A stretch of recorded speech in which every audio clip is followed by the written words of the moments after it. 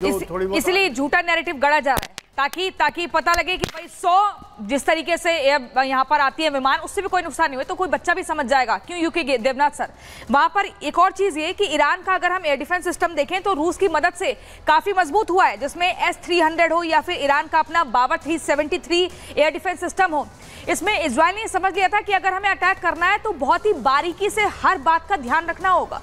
बेशक आज जो ईरान के ऊपर हमला हुआ उसमें इजराइल के कमांडर ने कैसा सोचा होगा, ऐसा सोचा होगा कि F-35 का तो इस्तेमाल किया जाएगा असल बॉम्बिंग मिशन के लिए, जिसमें कि F-35 5वीं पीढ़ी का स्टेल्थ फाइटर विमान है, रेडार की पकड़ में आसानी से नहीं आता, तो वो शायद S-300 का जो सर्च एंड सर्विलेंस रेडार है उसके पकड़ में जद्दोजहद में नहीं आएगा जी। दूसरी चीज, उन्होंने F-16 को भी भेजा, क्यों? एयर डिफेंस एस्कॉर्ट मिशन के लिए। तीसरी चीज, उन्होंने F-15 को भी भेजा, F-15 को भेजा जिसे हम कहते हैं फाइटर एस्कॉर्ट, कि गलती से अगर ईरान की एयरफोर्स ने अपने F-4 फैंटम विमानों को लॉन्च किया या MiG-29 को लॉन्च किया तो ये उनको धर लेंगे। सबसे बड़ी बात आज के ऑपरेशन में इलेक्ट्रॉनिक वॉरफेयर एयरक्राफ्ट गया था, जिसने कि ईरान के जो सर्विलेंस रेडार हैं, फायर कंट्रोल रेडार हैं, उनको जैम कर दिया। मुझे तुरंत अभी वॉर रूम जाना होगा, एक बड़ी खबर आ रही है दर्शकों को, वॉर रूम से वो बड़ी खबर बताएंगे अनामिका। और बड़ी खबर आ रही है इजराइल को लेकर, जहां पर इजराइल ने कल हमले के बाद अब ईरान को चेतावनी दी है और चेतावनी देते हुए ये कहा है कि ईरान हमले का बदला न ले, ऐसी ओर से पलटवार न करे। कल जिस तरीके से इजराइल की ओर से ईरान पर बड़ा हमला किया गया और आज इजराइल की ओर से चेतावनी दी गई है ईरान को, और ये कहा गया है कि ईरान कल हुए बदले का हमला ना ले, बदला ना ले। इस बीच ये भी कहा जा रहा, दरअसल इजराइल ने दावा किया है कि ईरान को इस बात की जानकारी थी, ईरान को पहले चेतावनी दी गई थी, ईरान को जानकारी थी कि हमला होने वाला है, क्योंकि जिस तरीके से ईरान की राजधानी पे कल बम बरसाए गए थे, उसको लेके आज इजराइल की ओर से बड़ी जानकारी दी गई है और ये कहा गया है कि ईरान को इस बात की जानकारी थी कि हम हमला करने वाले हैं। मेजर जनरल संजय सोई, जिस तरीके से बड़ी खबर आ रही है, आप कह रहे हैं कि इजराइल सीधे तौर पर ही कह रहा है भाई हमले का बदला ना ले, इसको किस तरीके से देखें इस खबर को? बिल्कुल, ये धमकी दे रहे हैं वो कि अगर आपने बदला लिया तो फिर ऐसे तोड़ेंगे और हम जा सकते हैं, हमारे 100 के 100 जहाज हमला करके वापस आ सकते हैं और आप कुछ भी नहीं कर पाए। आपका जो डिफेंस सिस्टम है हमने वहीं पे बेकार कर दिया। जैसे ग्रुप कैप्टन देवनाथ बता रहे थे कि हर तरह का एक पैकेज जाता है और उन्होंने प्लान करके गए हैं, रूट सेट किया है, उनको कैसे जैम करना है, कहाँ का अटैक करना है, और इजराइल जाना जाता है पिन पॉइंट अटैक करने के लिए। उनकी सर्विलियंस, उनका इंटेलिजेंस इतना अच्छा है, तो ये उन्होंने कह दिया कि अगर आपने दोबारा बदला लिया तो ये तो छोड़ेंगे नहीं। पहले भी छेड़ा था और इस बार छोड़ा नहीं, 25 दिनों में बदला ले लिया। 2000 किलोमीटर जिस तरीके से लड़ाकू विमानों को छोड़ा जाता है, उससे बता दिया है कि इजराइल की ताकत क्या है। कर्नल शैलेंद्र सिंह, जिस तरीके से इजराइल ने ये अटैक किया है, क्या ये जांच लिया था, परख लिया था कि ईरान में कैसे घुसना है, कहां पर अटैक करना है, और ये बता दिया है कि IDF जो इजराइल की सैन्य शक्ति है उसका मुकाबला करना आसान नहीं है, वो जो चाहे जहां पर चाहे घुसकर वॉर करती है और खत्म कर सकती है। दो बातें आपको बड़ी क्लियर होनी चाहिए जी। कोई भी एरियल स्ट्राइक बिना प्लानिंग के कोई करेगा नहीं, इवन पाकिस्तान भी नहीं करता है।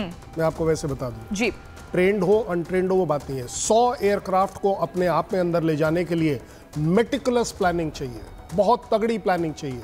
हर चीज के लिए आपको कंटिजेंसीज वर्कआउट करनी है, आपके टारगेट्स अलग अलग हैं, उससे सूटेबल कौन सा जहाज कहाँ जाएगा वो आपको प्लानिंग करनी है। ज़्यादा बड़ी बात यह है कि जो अभी आप डिस्कस कर रहे थे कि इसका बदला ना लेना, इसी को बोलते हैं प्रोपोगंडा और इंफॉर्मेशन वॉरफेयर। एक स्टेटमेंट में इजराइल ने क्या किया, इस एक स्टेटमेंट से इजराइल ने पूरी दुनिया को बता दिया कि देखिए जी अब ये बात हमारे तरफ से यहाँ ख़त्म है, अब अगर बढ़ेगी तो वो ईरान की वजह से बढ़ेगी, पहली बात। दूसरी बात, ईरान बिल्कुल सच बोल रहा है कि उसके यहाँ नुकसान नहीं हुआ है, क्योंकि जो नुकसान इजराइल कर सकता है, उस परमाणु साइट को ध्वस्त कर सकता है, रिफाइनरीज को टारगेट कर सकता है, बड़े टारगेट्स को उसने छोड़ दिया है। सर ऐसा क्यों, इसके पीछे वजह क्या? क्योंकि आशंका तो लगातार यही व्यक्त की जा रही थी कि परमाणु ठिकानों को खतरा है, तेल डिपो को खतरा है, वहां पर हमला क्यों नहीं किया, क्यों छोड़ दिया? 3 रीजन बड़े तगड़े हैं इस बात के लिए। एक तो इंटरनेशनल ओपिनियन टोटली इजराइल के खिलाफ चला जाता, यूनाइटेड नेशन बिल्कुल ही खिलाफ हो जाता, जो 2, 4, 10, 20 कंट्रीज आपके फेवर में है वो भी फोर्स हो जाते अपना ओपिनियन चेंज करने के लिए कि आपने इस तरह की स्ट्राइक करी है। टोटल इकोनॉमी वर्ल्ड की अफेक्ट होती है अगर आप किसी भी तरह की रिफाइनरी के ऊपर अटैक करते हैं। उससे भी बड़ी बात, सिर्फ ये अटैक वहां पर नहीं रह जाता। क्यों? क्योंकि ईरान ने भी बोला है कि अगर हमारी रिफाइनरीज पर अटैक हुआ तो हम गल्फ में बाकी रिफाइनरीज के ऊपर अटैक कर सकते हैं। सो ओवरऑल अगर सिचुएशन देखा जाए और यहाँ से स्थिति भयंकर हो जाएगी। Major general SP Sinha sir, जिस तरीके से इजराइल ने पहले सीरिया में अटैक किया, फिर जॉर्डन में किया और उसके बाद ईरान में किया, क्या इसके पीछे कोई ठोस रणनीति थी? रणनीति ये है कि जो ओपोनेंट साइड में जितने टीम्स हैं, team A B C D, एक एक को टारगेट करो, एक एक के मन में खौफ डालो, उनको भयभीत करो ताकि वो इस तरह की हरकत करने से बाज जाएं। बाज नहीं आएंगे, पिटने का उनको आदत है तो पिटेंगे। बट ठीक है, इजराइल भी खुश है, वो गलती करते हैं, इजराइल उनको पीटता है, फिर गलती करेंगे, फिर पीटेगा, ये सिस्टम चलता रहेगा। बिल्कुल। भाई ग्रुप कैप्टन यूके देवनाथ जी, जिस तरीके से एयर डिफेंस सिस्टम ईरान ने अपना बंद कर दिया इस हमले के बाद, क्या समझे, ये क्या प्लान है, ये आखिर क्यों कदम उठाया गया है? क्या ये अपना बचाव कर रहे हैं या कुछ और ठोस रणनीति? देखिए, किसी भी एयर डिफेंस सिस्टम को तभी ऑन किया जाता है जब दरकार पड़े। जब दरकार ना पड़े तो उसको, रेडार्स को, एंटेनास को, उसकी फ्रीक्वेंसी को बंद कर देते हैं, क्योंकि इजराइल के पास एक से एक बेहतरीन ARM है। ARM बोला तो एंटी रेडिएशन मिसाइल, यानी इजराइल के एयरक्राफ्ट ARM फायर करेंगे जो कि ईरान के एयर डिफेंस सिस्टम की जो फ्रीक्वेंसी है उसको सूंघते सूंघते उनके रडार के अंदर घुस जाएंगे। तो ईरान ने अगर अपने एयर डिफेंस सिस्टम के रडार को स्विच ऑफ किया है, इसका मतलब है कि वो इजराइल एयरफोर्स के एंटी रेडिएशन मिसाइल से अपने रडार को बचाने के लिए ये कार्रवाई है। ये एक स्टैंडर्ड ऑपरेटिंग प्रोसीजर का हिस्सा होता है। सारे एयर डिफेंस कमांडर्स को तैयार किया जाता है, ट्रेन किया जाता है उस मौके को पहचानने के लिए। लेकिन मैं आपको बताता हूं, जैसे ही एयर डिफेंस कमांडर इस चीज का आकलन करता है कि खतरा दूर हो गया है, तो वो तुरंत अपने एयर डिफेंस रेडार को ऑन भी कर लेता है। जी, लेकिन बड़ी बात यहाँ पर यूके देवनाथ जी ये भी है कि आखिर ये युद्ध जाके थमेगा कहाँ, रुकेगा कहाँ, और इसको लेके जो नए आयाम होंगे आखिर वो होंगे क्या? इस बीच बड़ी बात क्या है? बड़ी बात दरअसल ये कि युद्ध जोन में अगर बात करें, वॉर जोन में, तो यूएस नेवी की तैनाती कर दी गई। कहाँ कहाँ की गई है जरा ये भी समझ लीजिए। देखिए, ओमान की खाड़ी की जब हम बात करते हैं तो ओमान की खाड़ी में यहाँ पे तैनाती कर दी गई है। भूमध्य सागर में अगर बात करते हैं तो यहाँ पे तैनाती कर दी गई है यूएस नेवी की। जहाँ पे देख रहे हैं कि अलग अलग जो यहाँ पर चाहे यूएसएस की बात करें या बाकी अन्य उनकी बात करें, वो यहाँ पे तैनात कर दी गई। लाल सागर की जब हम बात करते हैं यहाँ पे, तो यूएसएस रूजवेल्ट और यूएसएस बल्किली यहाँ पे तैनात कर दी गई लाल सागर के भीतर। इसके अलावा जो अलग अलग बाकी जो आप प्लेसेस देख रहे हैं, चाहे वो मिडिल ईस्ट के हो, चाहे वो लाल सागर के हो, यहाँ पर नेवी की ओर से भी जो तैनाती है बताने के लिए काफी है कि अब यहाँ पे जो युद्ध है वो अगले पड़ाव पर जा रहा है, और अगले पड़ाव पे जाएगा तो कितने देश और प्रभावित होंगे इससे, ये अपने आप में सवाल बना हुआ है। हावी होंगे, ये अपने आप में एक बड़ा सवाल है। मेजर जनरल संजय सोई, जिस तरीके से हम देख रहे हैं कि वॉर जोन में लगातार यूएस नेवी की तैनाती है, इसके क्या मायने हैं? देखिए, बिल्कुल एक तो ये प्रेशर डालने के लिए, क्योंकि जैसे हमने देखा हुथीज कितना एक्टिव हो गए थे पीछे लाल सागर में, पूरा उन्होंने आतंक मचाया हुआ था, तो वहाँ पर बड़ा ज़रूरी है उनको कंट्रोल करके रखना। और अमेरिका और इंग्लैंड ने हुथी की बेसिस पर हमला भी किया। दूसरी बात, जिस प्रकार से टेंशन बची, अगर ईरान रिटेलिएट करता है और युद्ध और फैलता है तो नेचुरली वहाँ पर एक पहले से ही प्रेजेंस रखी हुई है, ताकि बाकी देशों के ऊपर ताकत के द्वारा ही डिप्लोमेसी आती है। जब तक आप वहाँ पे मजबूत नहीं हो तब तक यूएस प्रेशर नहीं डाल सकता। आज वहाँ पर मौजूद है तो कहता है मेरे यहाँ एयरक्राफ्ट कैरियर बढ़े हुए, कल तुम्हारे ऊपर बम्बार्डमेंट कर दूंगा अगर तुमने बीच में टांग अड़ाने की कोशिश की। तो ये सब बातें देखते हुए ये प्रेजेंस बड़ा जरूरी है, बहुत डिफेंसिव, ताकि वहाँ की एसेट्स को अपनी बचाए। अमेरिका की बेसिस भी काफ़ी हैं मिडिल ईस्ट में, उनके ऊपर हमला होने के चांसेस हो सकते हैं, उनके ऊपर कुछ होने पर उनको बचाने के लिए, साथ साथ एक ऑफेंसिव भी और डिप्लोमेटिक प्रेशर के लिए। कर्नल शैलेंद्र, बार बार अमेरिका का जिक्र हो रहा है, तो यहाँ पर अमेरिका का वो स्टेटमेंट भी हम थोड़ा सा जहन में रख लेते हैं, जब वो कहता है कि इजराइल का पूरा सपोर्ट करते हुए it was an exercise of self defence, आत्मरक्षा में इजराइल ने ये हमला किया। लेकिन भाई दूसरी तरफ अगर पॉलिटिकल एंगल देखें, हम अमेरिका में चुनाव होने हैं, तो क्या ईरान पर हमला करने के बाद अमेरिका के चुनाव में अमेरिका को किसी तरह का कोई फायदा पहुंचेगा या नुकसान पहुंचेगा? किस तरह का असर देखने को मिल सकता है? मेरे हिसाब से ये सारी की सारी लड़ाई टिकी ही इस बात पर है कि अमेरिका अपने इलेक्शंस के ऊपर ध्यान दे रहा है। जब तक इलेक्शन खत्म नहीं हो जाते तब तक वो हर एक बात दोनों तरफ से करता है। एक तरफ कि इजराइल को ये कुछ नहीं करना चाहिए, मानवता का ध्यान रखना चाहिए, यूनाइटेड नेशंस की भी जो बातें हैं उनको ध्यान में रखना चाहिए, और दूसरी तरफ वो ओपनली बोलता है कि हम खड़े इजराइल के साथ हैं इस लड़ाई में।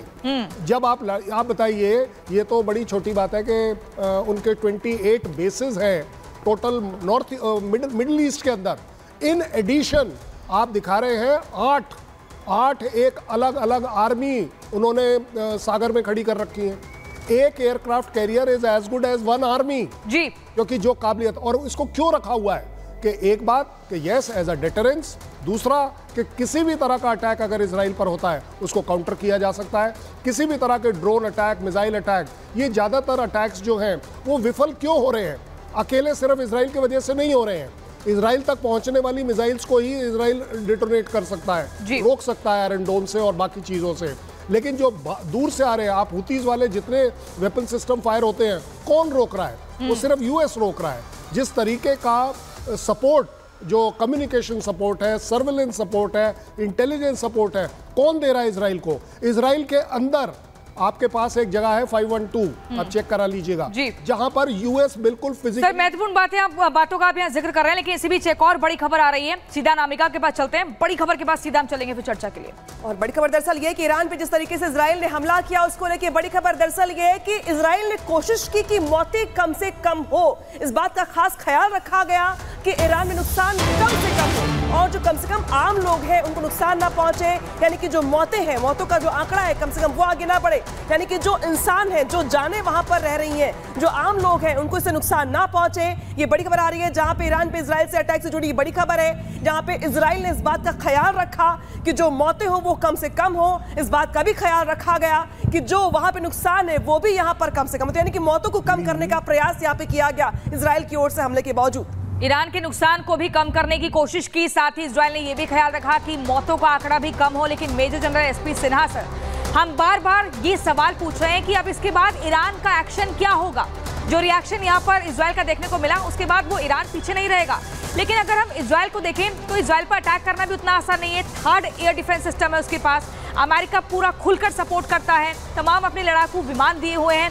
तो क्या इतना आसान होगा ईरान के लिए इजराइल पर अटैक करना, मुंह तोड़ जवाब देना? ईरान के पास 2 रास्ते हैं जी, या तो सचमुच में वो लेवल को एस्केलेट करे ताकि, लेकिन रिजल्ट बहुत भयंकर होगा, वो पॉसिबल नहीं है अभी, मुझे नहीं लगता है। दूसरा है कि टोकन जेस्चर का है, फेस सेविंग एक्सरसाइज करे, टोकन जेस्चर, छोटा मोटा